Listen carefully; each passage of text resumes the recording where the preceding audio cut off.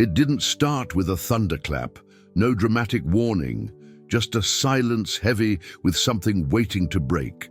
By May 2025, New South Wales had already endured a difficult year. Droughts, supply shortages, the usual push and pull of life along Australia's rugged eastern edge. But nothing could prepare its people for what was coming. A slow-moving, low-pressure system, the kind meteorologists call a crawler, settled over the mid-north coast and simply refused to leave. And with it came the rain. It wasn't just heavy, it was relentless. Day after day, skies opened up and poured down, transforming quiet paddocks into inland seas and creeks into raging torrents. The Manning and Hastings rivers, usually gentle lifelines for regional communities, became monsters. They burst their banks, devouring bridges, roads, homes. In the town of Tari, the Manning peaked at 6.5 meters, the highest flood level recorded in over a century. Entire streets vanished beneath brown water. Power cut out, phones went silent. Close to 50,000 people were trapped. Some fled, some couldn't. And in the middle of it all, a name began to circulate in whispers, in text messages, in desperate phone calls. Ian Crisp. Before we continue, if you enjoyed the story, don't forget to subscribe and turn on notifications so you won't miss the next video. That's how you support the Australian people on their path toward a better future. Your support means everything. Ian Crisp wasn't a politician or a soldier. He wasn't wearing a uniform. Ian was an oyster farmer, a man who spent his days working the same estuary that now roared through his town. But when others waited for help, Ian and his family launched their boats, the same flat-deck punts they used to haul oysters, and turned them into rescue craft. No training manuals, no command centers, just instinct, local knowledge, and a quiet sense of duty. They used Google Maps to guess where the streets used to be, navigated currents that pulled and twisted through backyards and shopping centers, ducked under power lines and dodged floating cars. "We've got the gear. We know this river. Why not go and help?" Ian later said. And so they did. They found elderly couples sitting in water up to their waists, dazed and trembling. Families clutching garbage bags of clothes and wet passports. Dogs, cats, a bird cage, medication wrapped in towels. Everyone had something they couldn't bear to leave behind. One night, they reached Dumaresque Island, a name that meant very little outside the region, but everything to those who lived there. The water there was black and fast. A family of 6 was stranded on a rooftop. Ian and his team pulled alongside, steadied the boat, and one by one helped them down. The father wept. The mother wouldn't let go of the family dog. The children kept asking when they'd go home. But there was no home to go back to. Across the region, others stepped up too. People with tinnies, kayaks, even surfboards. No one waited to be told what to do, because in rural Australia the rule is simple. You help your neighbour. That's what you do. And when the flood came, they did it in silence and mud and rain. But not all the devastation could be reached by boat. Out on the lowlands, the broad green stretch of farmland between the hills and the sea, the water moved slower but deeper. It seeped in, quietly at first, until cattle had no high ground left. Dozens of dairy herds were lost. Ian tried to help feed 250 stranded cows on one devastated property. The smell of death was everywhere. Bloated carcasses drifted in the flood. Fences were gone. Sheds collapsed like toys. A lifetime of work, gone overnight. "It's not just the water," Ian said later. "It's what it does to people's livelihoods. That's the part that breaks you." And still, the rain came. Emergency services were overwhelmed. Helicopters buzzed overhead, but there weren't enough of them. Local crews worked without sleep. SES volunteers waded through waist-deep sludge. But questions were growing. Why weren't more people evacuated earlier? Why were boats being told to wait for permission? Ian and others didn't wait. They kept moving, ferrying dozens of people and their animals to safety. Some in the community began calling for change. For years, there had been tensions between volunteer agencies and professional services. The floods reignited the debate. Should disasters of this magnitude be left to unpaid responders? The Fire Brigade Union said no. The SES said they did their best. Survivors were caught in the middle. But down on the river, those arguments didn't matter. Ian Crisp wasn't thinking about politics when he pushed off into another flooded street. He wasn't following orders. He was following a current, a scream, a hand waving from a second-story window. Each trip was a gamble. Each one saved a life. By the time the worst had passed, more than 700 rescues had been recorded. Drones dropped medicine into unreachable suburbs. A community that had been underwater began to breathe again. And as the waters slowly, painfully receded, they revealed more than mud and wreckage. They revealed something else. A boy's bicycle tangled in power lines, a wedding dress floating in a tree, a drowned paddock full of cows that had names, the smell of diesel, the silence after, and amid that silence, stories of people who could have stayed dry but didn't, people like Ian Crisp who chose to move toward danger, not away from it, who didn't ask for praise, didn't wait for thanks. They just got in the boat because someone had to, and because in a flood, that's when you find out who people really are. There was a smell in the mud that no one would forget. Even as the floodwaters began to recede, it was as if the river had left something behind, a heaviness in the air, a silence that clung to every surface.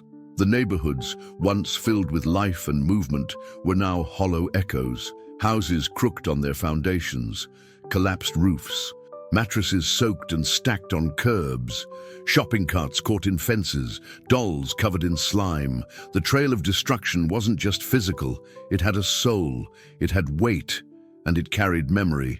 But Ian Crisp didn't stop, because after the rescues came the rebuilding. And he understood something many hadn't realized yet. For most people, the worst was only just beginning. The first days after the peak of the flood were some of the hardest. No electricity, no supermarket access, no clean water.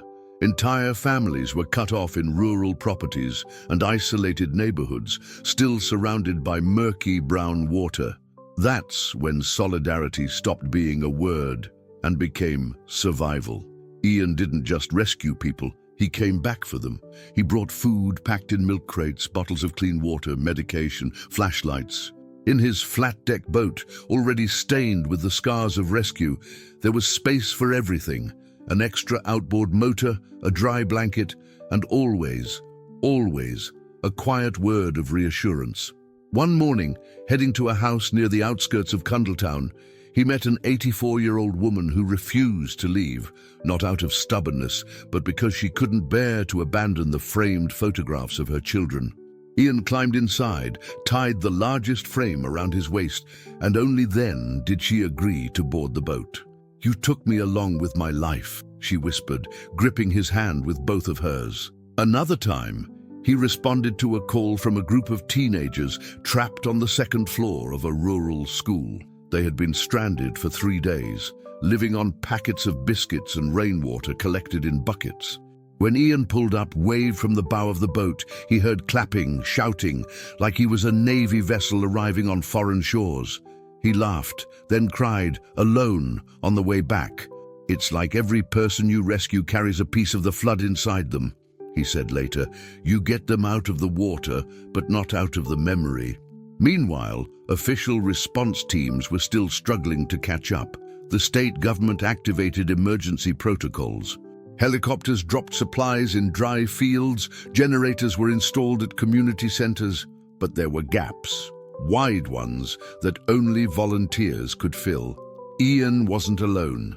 Dozens more joined him. Fishermen, farmers, kayaking instructors, retired firefighters. Many didn't know each other's names, but a single look on the dock was enough. They all knew why they were there. Then came the case of the missing child. It was a grey morning, low fog, cold wind from the south. A couple was knocking on every door in Pampula. Their 5-year-old daughter, Ava, had disappeared the night before. She'd been playing in the yard when the water came faster than anyone expected. The current took toys, chairs, and maybe, they feared, their daughter. Ian heard about it from a neighbor. He didn't wait. He got in his boat and left. He scoured every stretch between the house and the end of the farm's fencing. Nothing. He went back, changed the motor, grabbed a stronger LED torch and returned to the search. 6 hours later, in a eucalyptus grove still partially underwater, he saw movement inside a doghouse wedged between two trees. It was Ava, soaked, shivering, clutching a stuffed bear to her chest. "You took a while," she said. Ian cried and promised her. This time, someone had come back. The rescue of the little girl made national headlines, but Ian kept refusing interviews. "Anyone who needs to know already knows," he said. He preferred to sit on the dock at the end of the day, cleaning his boat in silence. Sometimes he closed his eyes. Sometimes he thought about the daughter he'd lost years ago, suddenly, by the water's edge. Maybe that's why he couldn't stop. By the third week, the waters were finally retreating for good, but that didn't bring relief. It brought reality. The reality of what had been lost. Condemned homes, entire schools destroyed. Tari's sewage treatment plant collapsed. Thousands of hectares of pasture covered in dried chemical sludge. And the things no one could see. Trauma, exhaustion, despair. That's when Ian decided to do something different. If before he had been rescuing bodies, now he would try to rescue spirits. He organized, with help from neighbors, a community lunch. Everyone brought what they could: potatoes, rice, dried fish, soggy vegetables salvaged from flooded gardens. They cooked in large pots balanced over halved barrels. Tables were built on pallets, and for a few hours, people smiled again, sang, laughed at boots stuck in mud. Children raced each other wearing shoes 3 sizes too big. "This is the most important part," Ian said into a makeshift microphone. "We rebuild together, one piece at a time, and we start right here." He knew full well more problems were on the way. Insurance disputes, government claims, long rebuild timelines. But he also knew none of that could be solved with speed, only with presence. In the days that followed, Ian began visiting ruined homes, not to repair, but to listen. He listened to stories, offered his boat for transport, left notes with contact information for counselors and support centers, always with the same worn cap, always with the same steady voice. Ian Crisp had become, without asking, a symbol, and he knew it, but refused to act like one. "I'm just a bloke with a boat," he'd say. But he was more, so much more. He was living proof that when the world collapses, it's not speeches that hold the walls together, it's gestures. And Ian's gesture was to row. Row inward, row for others, and keep rowing long after the waters were gone. The waters had finally receded, but what they left behind was not stillness. It was reckoning. From the sky, the landscape looked like a patchwork of bruises. Green fields turned to grey sludge. Crops lay flattened like fallen soldiers. Roads were scarred, bent, or missing altogether. Entire neighborhoods had shifted slightly off their foundations, like someone had tried to rearrange a town with a careless hand. And still, Ian Crisp kept showing up. By now, everyone knew his name. Children waved when they saw his boat. Elderly residents saved him tea in mugs with his initials scribbled on them. There was even talk of nominating him for an award. The Australian of the Year, someone said. But Ian brushed it all off. "I didn't do anything special. I just kept doing what had to be done." But it wasn't just what he did. It was how he did it. Weeks after the rains, when media crews had moved on and the attention faded, Ian was still there. Not as a rescuer anymore, but as something more enduring. A neighbor, a witness, a man who understood that the real weight of disaster is measured not in water levels, but in everything that follows. He helped clear mud from a community library, gently drying children's books page by page, before laying them in the sun like fragile leaves. He stood shoulder to shoulder with a farmer rebuilding a fence. Not because he needed the work, but because that farmer needed someone who wouldn't let him work alone. He sat on sagging couches in broken living rooms, listening to people who just needed to talk. Not about insurance, not about policy, but about how it felt to lose everything and still wake up the next morning One afternoon, he stopped at a small house in Taree where a woman in her 30s was cleaning out her kitchen. Everything was gone. The stove rusted through, cupboards torn from the walls. But she was smiling. "You saved my parents," she said quietly. "Back on the second day. I wasn't here, but I heard. I just wanted to say thank you, and I wanted to show you this." She pulled out a drawing, a crayon sketch, a child's view of a boat, Ian's boat, with stick figures on board. One of them had a beard and a wide hat. "My daughter drew it. She says the man in the hat came from the sky." Ian laughed, but his eyes burned. He took the drawing, folded it gently, and put it in his jacket. That night, he didn't sleep, because grief doesn't always show up as tears. Sometimes it's the silence after kindness. Sometimes it's in the memory of what could not be saved. Many of the people Ian rescued were now sleeping in caravans or with relatives. Their homes had been deemed unlivable. Others had returned to rebuild with whatever they had: salvaged bricks, warped timber, donated tools. The process was slow, uneven, at times hopeless, but not one of them was doing it alone. What had begun as an emergency had become a movement. Dozens of people who had once been rescued now volunteered to help others. They cooked meals, cleared debris, offered transport. Ian had unknowingly lit a fire of mutual care, and it spread. A young boy who had nearly drowned in a flooded garage organized a toy drive for displaced kids. A woman who had lost her dog started fostering animals left behind. A teenager who had been pulled from a roof now patrolled the area every evening with his mates, checking in on elderly residents.